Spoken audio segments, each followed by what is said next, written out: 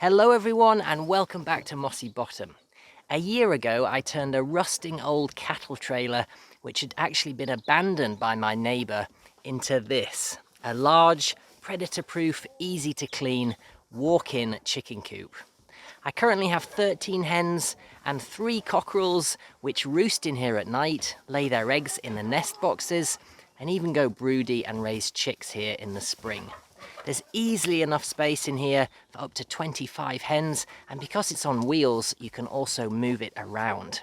I managed to push it here with a little man and woman power, but with a quad bike or a tractor, you could easily relocate it onto fresh grass whenever you wanted or needed to. And this isn't my first chicken coop. You may remember my ski coop video from 2018 featuring this, my first handmade wooden chicken coop, which is still going strong. And I would thoroughly recommend that design as a beginner coop for up to about 8 hens. But as my flock grew and I introduced new varieties of chicken, I needed an upgrade, and the cow coop, as I've christened it, on account of its former occupants, could not be better, I think. It really is the perfect medium to large size chicken coop for a small holding or a homestead like mine. It's made of metal, so it's strong, has a high ceiling, perfect for roosting bars and for human access to clean and collect eggs. And here in Ireland, at least, these old cattle trailers are 10 a penny, rusting away beneath brambles or in hedgerows because the farmers upgraded to a newer model, or because the old one took a few too many kicks from an angry bull. So they're quite easy to get hold of. In total, I spent circa 100 to 150 euros on converting this one into a coop, mostly on the paint and the timber for the shelves inside, which I'm going to show you soon. So in this video, I'm going to delve into the footage and the pictures I took during that process, beginning in August 2020 and finishing in November. Prepare to meet my hippie alter ego once again, folks, because this is about to get a whole lot longer. So having pulled the trailer here and somehow not put my back out in the process, the first thing to do was strip it back. I cut off the hinge door at the back using an angle grinder, and then I ground off as much of the rust as I could, leaving quite a few holes, I have to say, and you're going to have to prepare yourself for a few of those during this video. The holes I filled with an epoxy putty made specifically for metal. It sets incredibly hard, you can then sand it and paint over it. So for small holes, it's easier than welding. And the epoxy is only about €5 a tube, so it's pretty cheap too. There was then a whole lot of sanding to do, both inside and out, to try and get off all that flaky paint left by some very bad previous paint jobs. I wish I had a sandblaster, it would have made that process a whole lot quicker. But I got there in the end, and once sanded, I used my pressure washer to spray off any remaining loose fragments of paint. And then came the rather more fun job of choosing a colour and repainting it myself. And I went for green, my favourite colour, if you hadn't guessed. I live in Ireland, of course green is my favourite colour.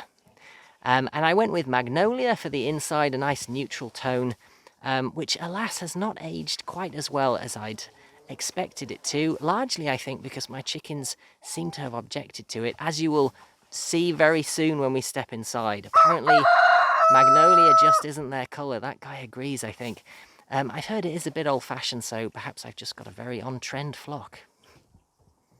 Once painted, I then replaced some of the timber which had rotted over the years, the roof joint, which is screwed in from above, one of the kickboards on the left-hand wall, and then I built a new wooden frame for the back of the coop, where the folding steel door had once been. I used tech screws with rubber seals to attach it to the metal frame of the trailer, and then I created a vertical partition, one side being for a human door so I could get in and out, and the other being for a chicken door, all to be made from 1-inch predator-proof board, and that's really important. As I say in all my build videos, there are no bears or wolves here in Ireland, but plenty of foxes. So whenever I'm designing something for my livestock, I always think about what it would take to keep a fox out. I think one of the biggest mistakes people make is using lightweight, cheap timber made for fence panels and then leaving lots of gaps where hungry teeth can chew through. I prefer to spend a bit more money on better timber and sleep easy at night knowing that it's secure. So, having reinforced the timber frame as much as I could, it was time to cut and screw on the cladding, which you may have noticed is the same tongue and groove cladding which I used on my cabin, and that's because it was the offcuts left over from the cabin build. So I was particularly pleased with myself at not having to buy any more. As you can see, I had the help of Paul, who you may remember briefly seeing in my rabbit tractor build. He was a volunteer here at Mossy Bottom back in October last year, and he did a fantastic job, I have to say, especially for someone who'd never really done any carpentry work before, so it was a pretty big learning curve. We were on a roll that night, so we just kept going with headlamps on until the job was complete. A few weeks later, it was early November, and with winter fast approaching, it was time to finish the coop so my hens could move in before the cold weather set in. First, there were a few more edges to clad, lots of small pieces to cut and fit, making sure there were no gaps or edges where hungry teeth might fit in. And you'll also notice I deliberately set back the frame to leave a 1-inch gap to fit the cladding in nicely and snugly behind the metal. And then I set to work building the roosting shelves, 2 in total on the right side of the coop so as not to hinder human access. Chickens like to sleep high up, they're jungle birds, so they feel safer in a tree at night. So shelves like this are really important in any coop. And of course, ladders to get up and down, although some of them are more than capable of jumping. The bigger, fatter hens certainly prefer to take the more leisurely route though. I then reinforced my shelves, bearing in mind that the total weight of all my chickens, and yes, I worked this out for this video, is about 35 to 40 kilograms, with an average of about 2.5 kilograms per bird. So it does add up when they're all snuggled together on a single shelf, and that's what they tend to do on that top shelf. And of course, you don't want to collapse in the middle of the night. I don't think they'd be very happy chickens if that happened. Then it was time to make and fit the chicken door, which I apparently decided to do in the middle of the night. I have no real memory of it, so perhaps I was sleep building again. I used this door designed for my ski coop and my duck house. It's very simple and requires no hinges, as long as you have a large area above the opening for the door to slide up into. The next day, I believe, it was time to fit the human door, which I'd already custom built to size. And this is a solid timber door. It's a very simple but effective design, and despite looking, I think, quite nice, it's very easy to make with 6x1 boards. As long as you've got a miter saw, and I have to say I have the cheapest miter saw that money can buy, but it really does the job. Then you can make a door like this in an hour or two. The hardest part was probably holding it in the exact position while screwing down the hinges. If you're out by even half a centimetre, then the door is liable to catch as it opens and closes. So that took some patience and a few retries on my part, I have to admit. Then I added a latch or two and a few custom-made handles, which I cut out of blocks at different heights on the inside and outside. So there you have it, folks. The only thing left to do at that stage was build this, the nest box. And this I did a few days later with more leftover timber from the cabin build.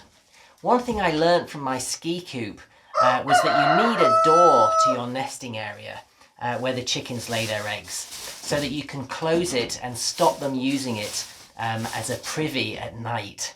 And then you can open it again in the day for them to lay eggs in.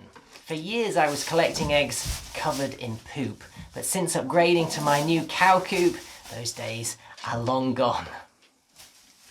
As you can see, I went with 4 boxes Although even with 13 hens, they still all tend to lay in the same box. I think chickens have evolved a cuckoo-like instinct to lay their eggs where they think another hen might do the hard work and incubate it for them. Because no matter the breed of chicken, they always seem to lay eggs together in the same nest. So there are 3 more nifty features, I think, that I want to show you. You've got loads of ventilation built into cattle trailers. So all I had to do is cover it with mesh to prevent rodents or mink from finding a way in.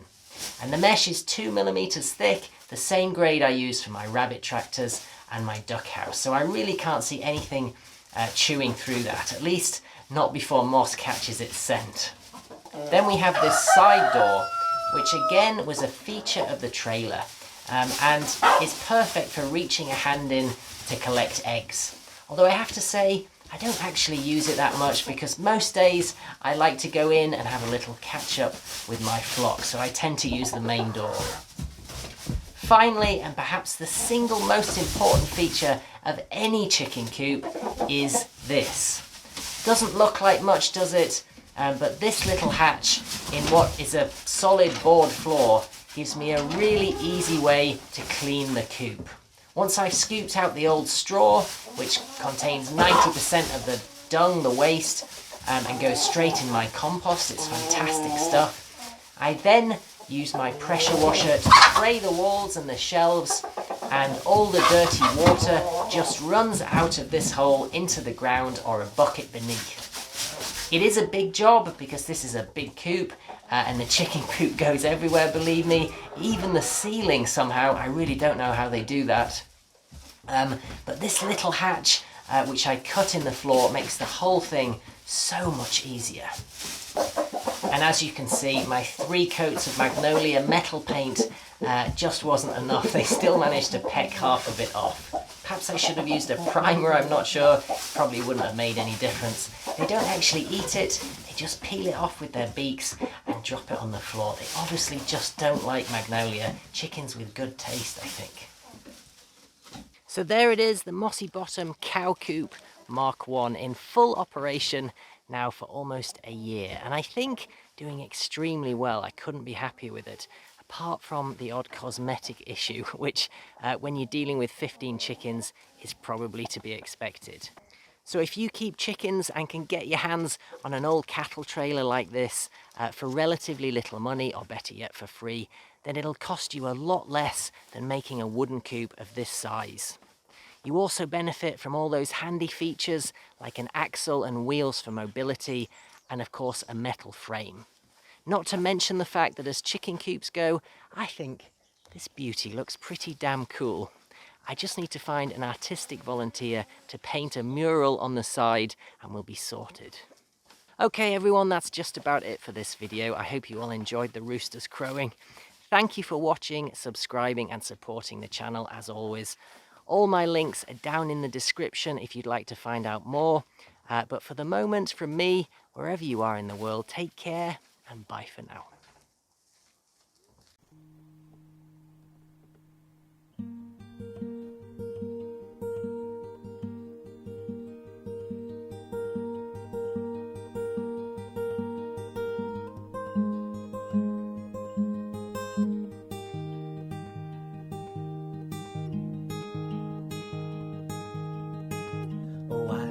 Born in a Quaker town where folks worked good and hard for the ones they loved and got above. Each day they punched their card, and when evening came back home again, they'd rest a while and say, "'Tis a hard old life, but for kids and wife we'll work as another day." When the sun rose low, back to work they'd go, singing on their way. For job and home to call our own, we'll work as another